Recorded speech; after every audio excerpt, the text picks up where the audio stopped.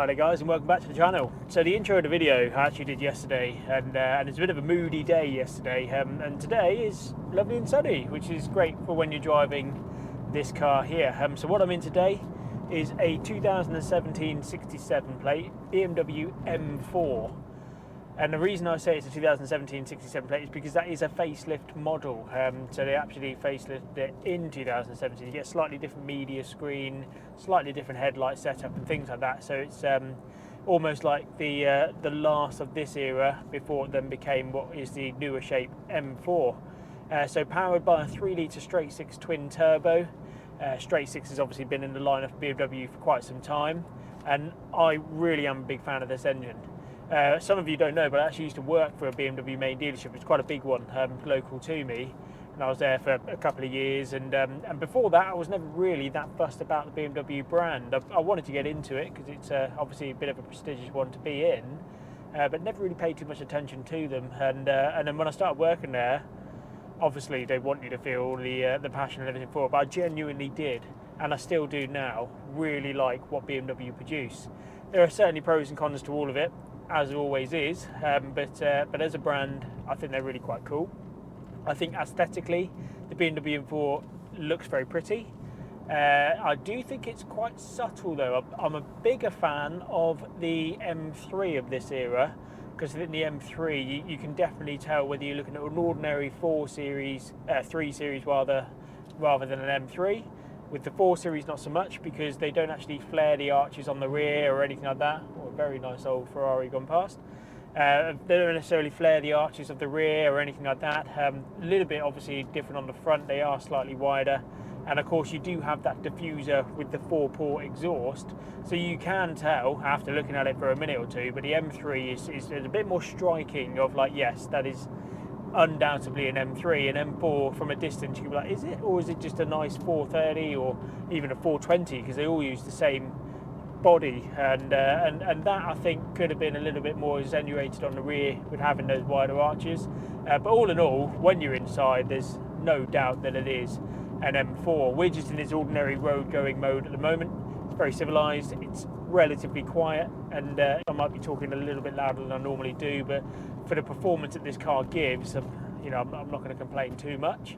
And the real bonus to having one of these type of cars is they give you a huge amount of performance, but also that sensibility that if you did want it to just be a nice leisurely drive, or you're not going anywhere in any kind of rush, it can do that too, which I really quite like. It's got quite a good specification on this one here. It's got the adaptive LED lights at the front. It also has heads-up display, which I really enjoy looking at. I'm a big fan of the heads-up display. It's got, as I say, the professional nav, but that comes as standard on the M4. Electric heated memory setting seats on here too. Again, very easy to use. And yeah, in terms of driving, I do love them. I think they're really quite good. They are, I would say, stiffer than what you'd ordinarily expect. But you've got these buttons down here. So for example, if I press this one on the steering, I can go from Comfort, Sport and Sport Plus. Same on the suspension settings as well, Comfort, Sport and Sport Plus, and it does actually stiffen them up when you're in the Sport and the Sport Plus mode. You are notably different, and I like it when manufacturers actually implement something like that, and it does change how it drives. The amount of manufacturers get in and it's got a Sport mode or something, and it doesn't really change how it drives. You think, well, that's a bit of a shame, isn't it? And then of course you've got the engine as well, where you got efficient, Sport and Sport Plus. So I am, as it stands at the moment, in comfort and efficient, and it's a very civilized drive, but you can still feel that there is that power at the pedal. So it's 430 brake horsepower produced out of this 3-litre straight six twin turbo, which is plenty for a car like this, and I enjoy having it as well with the 7-speed DCT. And what I like about this gearbox, and I learned about it when I worked at BMW, is it is a genuine double clutch transmission. And when you are in the manual mode, a lot of manufacturers, rightly or wrongly, when you're in the manual mode and you start to really go up the revs before it does any damage, it will then change the gear for you, even if you haven't asked it to. This one won't. This will let you blow the car up should you desire to do so. I'm not saying you should by any means, obviously, but a true double clutch transmission, and the way that the gearing system works is very clever, and it allows for very quick gear changes. And you've also got a little button below here which actually changes like the ferocity of your gear change as well. So obviously when I'm in comfort, everything's as smooth as I want it to be. But if I knock it across and put it into a manual mode, it can change the ferocity of my gear change then as well, or even in the automatic mode as well. So by pressing this, there's 3 stages to it, and it shows you on the little dash here, and that changes how aggressively you want to change gear. So what I love about this is it can be a civilized car, but it can also be an absolute animal when you want it to be. We're just pulling up to a traffic light here, so it's a good idea to kind of go through on the menu and everything like that. You can actually set up M modes, and I'm sure you've seen other videos, and I'm sure you by now know what an M car is, but you can change M modes. So you've got on the steering wheel here, M1 and M2. If I press M1, I've got it set up that everything stays in comfort, so with the steering and the suspension, that stays in comfort, but it then opens up the exhaust and gives it the Sport Plus efficient, well, the Sport Plus engine mode. So if I start it up again, so in M mode, I put it into neutral because there is no park or anything like that on it. It changes the note of the exhaust, which I really quite like, and then putting it back into an automatic mode, putting it into M2, that there changes everything quite dramatically. So that is now in Sport Plus on the suspension, Sport Plus on the steering, Sport Plus on the engine mode. It also limits your traction control as well. It automatically puts you into the manual mode. You can turn it to be its most track going and ferocious car if you wanted it to be, but for your everyday driving, I quite like the M1 button, because essentially what that means is I get all the noise and I get the frills. It even changes my heads-up display, and I'm not sure if I'll be able to show you. I'll certainly try and show you on the camera, but it changes the heads-up display. It gives me like what they call an M display, so it gives you a nice big rev range on there as well, and and it's all a bit bigger. Your miles an hour and everything's a bit bigger. It tells you what gear you're in, etc. So quite a cool feature to have. Here we go again. So you might hear, I'm in the M1 mode now, you might hear that it's just changed that engine note. I'm following a very old but nice Mercedes 280 SL on an N reg, and we're going 24 miles an hour. I'm not sure this guy's going to go much quicker than that. Looks quite cool though, it looks pretty gangster. Coming to a bit of a straight ahead, but there's cars coming the other way. But anyway, I'm in the M mode, I'm still in comfort steering, I'm still in comfort suspension, but the engine notes definitely change and it feels more responsive. It's got a bit more get up and go to it as well. But I've also kept that ferocity quite low on the gear change too.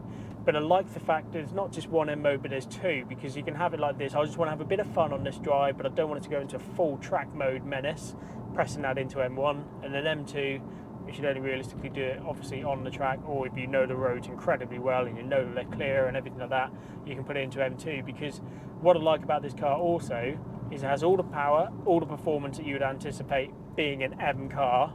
It's sensible enough that they give it to people to drive, in the sense of like, yeah, you can certainly have fun and you can push it to a limit, but you can also take it over that limit. There is some unforgivingness about the car as well. You feel it when you're in that full M mode. You think, I could really lose it on this corner, and that almost adds to the excitement of the drive. I'm not saying you should definitely try it, and I'm not saying that I'm by any means a professional driver or anything like that, but you definitely test your ability to do it, and that I quite like about it as well.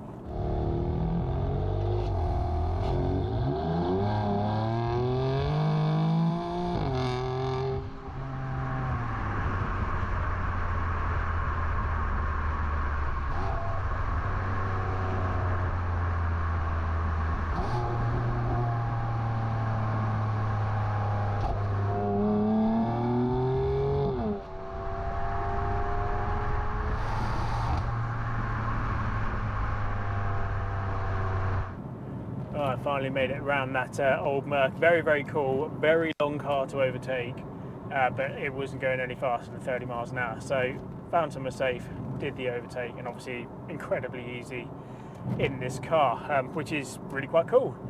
So yeah, now I am in the M1 mode. If I slow it up, there's nothing in front of me, and that Merc is well far behind, but you'll be able to hear it as I, so if I,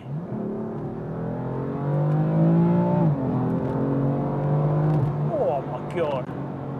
So that is in a Sport Plus engine mode, but comfort everything else. And even then, the gear changes, they feel ferocious, they feel punchy when you do it. And as I say, I can do it with paddle shift as well. I can also change it on the Tiptronic on here, so it holds it in that slightly higher gear. If I change the ferocity of the gear change, that was in gear 1, well, setting 1 on the ferocity, and it's now in setting 3. We're coming to the bottom of the hill now, so if I hold it up, get it so it's nice and straight, it holds in a gear as well. Okay, right, so I'm going to put my foot down and hopefully you'll be able to see the gear change.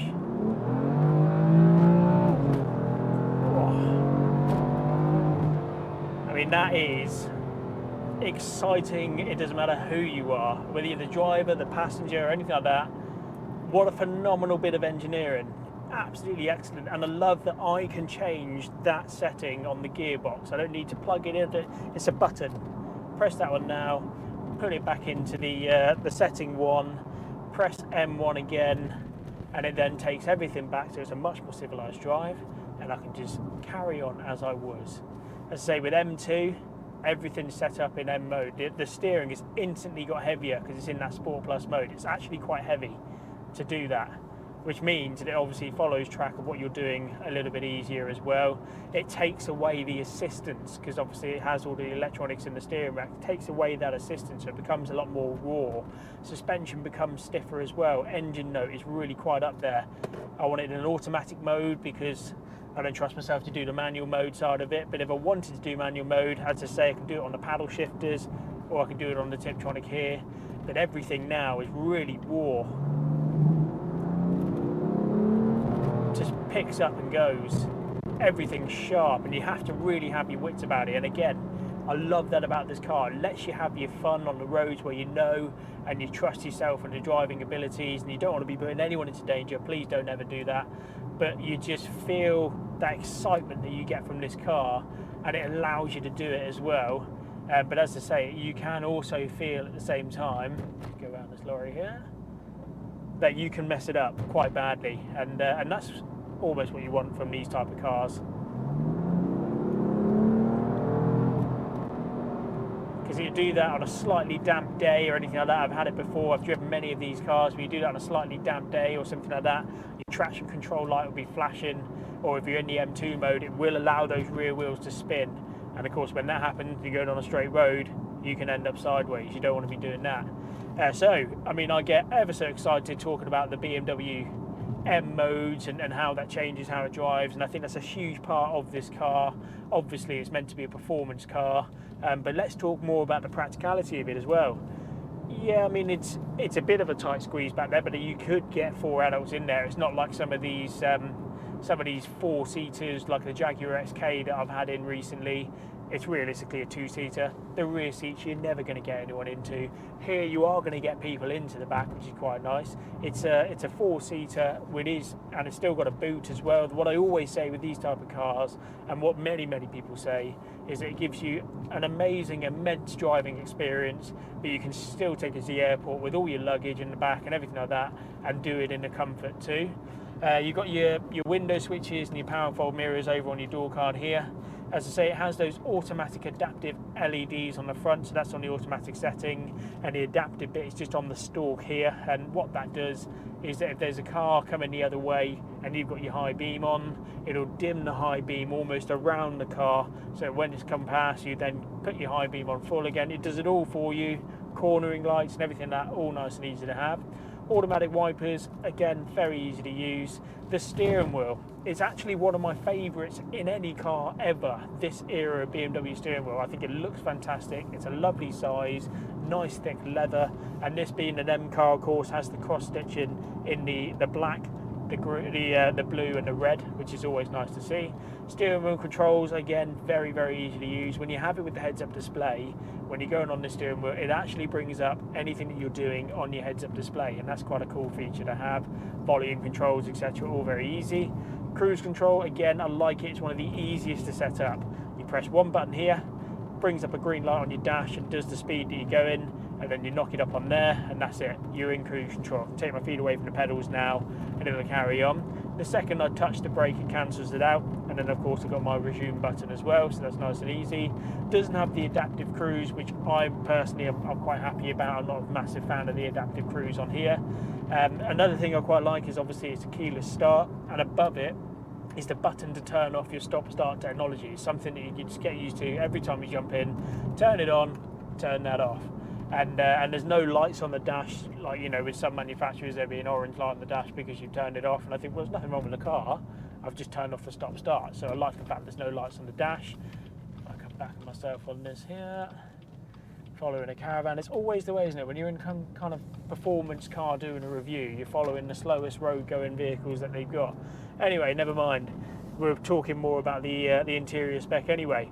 So we've got this nice, lovely, big professional media system, and I quite like it. There's a lot of people to say that, you know, it should be able to kind of sink into the dash, or like tidy itself away in some way, but I quite like the fact that it's prominent and it's there. It's quite nice to see. The iDrive system, I've raved about it in other manufacturers that I've done as well. It's one of the better systems to use. Maybe it's because I have been so used to it working with it at BMW, but it's a nice big screen. You've got your dial, which you can scroll across, click into any of the menus, and then you've also got these subheadings as well to do that. So if I click on that, it takes me to the navigation menu. If I press map, it takes me to the map. It's all very easy to use, self-explanatory, and of course this one being a facelifted one, and it is also an extra as well actually, you can use the Apple CarPlay, so I can plug in the phone and it will bring up obviously Apple CarPlay or Android Auto if you've got one of those. Climate control, again, incredibly easy to use, and it still has, I've seen the new M3, I've seen the new M4, they've got these big screens that come across the dash, and I think they're cool from a technology point of view, they look good. But what I really quite like about this system here, it's still a physical button. If I want to turn on my heated seat, there's three stage heated seat, and then there's still a dial, and it's still got buttons on your fan control and everything like that. I think that's still a big winner in my book. These screens and everything, they look lovely, and I've been in other manufacturers that have these big screens where it controls your climate, and I think it's too much of a distraction. It looks smart when it's all parked up and everything like that, but in terms of a driving distraction, trying to fiddle about, not knowing what it is that you're pressing or whether it's actually done it or not, this here, I know I'm turning a physical dial and it's changing the temperature, so I'm really happy that this has just physical buttons. As I've already poked on before, these buttons down here will change how you do your different driver setups, and you can do that with ease whilst driving, or of course you can have it just so you've set it up on your M1 or your M2. I like that simplicity as well, because when I press M1, I know full well what it's set up to be. It opens up the exhaust, lets me have a little bit more fun doing that, but all in all, it's easy. What I love about all of this system is easy. As I say, that might be because I've been a little bit brainwashed having worked for BMW, I don't know, but I really quite like it. It's a very nice system, and I also say, you know, it's just comfortable in this car. It really is. The seats, they're firm where you need them to be. They've got these these side bolsters here, and they hug you, which is quite nice. And you've got all the electric memory settings down here. You can turn your lumbar control on and up and everything like that. But it is all very, very comfortable, very hard wearing. This particular one has the carbon inlay trim, which lets me know I'm in a bit of a performance type car, I think, and I quite like that as well. But everything's wearing very well. This particular one has only done 18,000 miles, but any BMW I've jumped into previously, it doesn't necessarily have to be an M product, they tend to wear very well. I've not seen many that have the ripped bolsters or anything like that. With the Mercedes, they've got what they call their Artico leather, and you see they rip all the time. I don't seem to have that issue with any of the BMW cars I have coming through. So yeah, very, very comfortable. Suspension is stiff, but it's what I would expect when it's certainly an M product, and I wouldn't necessarily change it for my my S-Class. I mean, my S-Class I use for do those longer drives, and it's like sitting on a sofa, so comfortable. But I don't think this is unimaginable. If I was to take it for a longer drive, I don't think I'd hate it. I really don't. I think I'd sit there and I think I'd accept it for what it is. I'd have certainly a bit of fun because of the performance that this thing can give me. But yeah, I really quite enjoy driving it. And I've had others, as I say, M3s and M4s. I'm a personal fan of the M3 more so than I am the M4, because I think the look is just a little bit cooler, and having the extra doors in the back for practicality is quite good. But this one here, I love it. I think it looks good in the Silverstone blue, albeit obviously it's silver, but they call it Silverstone Blue. It's got the upgraded 19-inch alloy wheels. The brakes are incredibly sharp as well. You can get some with the ceramic brake upgrades, which is quite cool. I'm sure you've seen Porsches and everything like that have those ceramic brake upgrades, but they're incredibly expensive to replace. I mean, obviously they give you the better performance, which is why people go for them. But if you're looking at buying one used, just be really wary that they do need those brakes doing. It's quite expensive. They also have what they call a running-in service. This one here had it's all on the iDrive system. So I'll bring it across to my vehicle, and then go into vehicle status. And I can actually look at the service history, which is quite a cool thing to do. So the running-in service was done at 851 miles. They give it to 1,000 miles to do the running-in service. As long as it's around that, you're pretty solid. And then obviously, as I say, with all of these videos, the maintenance is key. You do want to be doing it with BMW themselves, or at least a specialist. I actually sometimes find that the specialists are better than the main dealers in certain areas. But this one here has got a lovely service history all throughout, all with BMW specialist, which is quite nice to see, because the specialist can still update the iDrive system, and it's also not going to be as expensive as what BMW main dealers do. So yes, please do bear in mind they do need maintenance. This one here, only having done 18,000 miles, it still has the full service history throughout. I still think, like, even though it hasn't done the miles, it's still oil that's degrading over time. It's not obviously degrading as quick, but it's nice to see that it's got the history there with it. Both original keys, of course, but everything is what I would anticipate a BMW product to be. It's comfortable, the performance is pretty staggering. The 3-litre engine, I am a big fan of it, and I've had RS6s, I've had RS4s and everything like that, but I don't know what it is. I really quite like the BMW M product. So yeah, I really hope you've enjoyed the review, and if you've liked it, please don't forget to like the video, and please do subscribe to my channel. The subscribers are climbing up, which is always nice to see, and I'd like to dedicate more time to doing it. So hopefully I will see you on the next one. Thanks very much.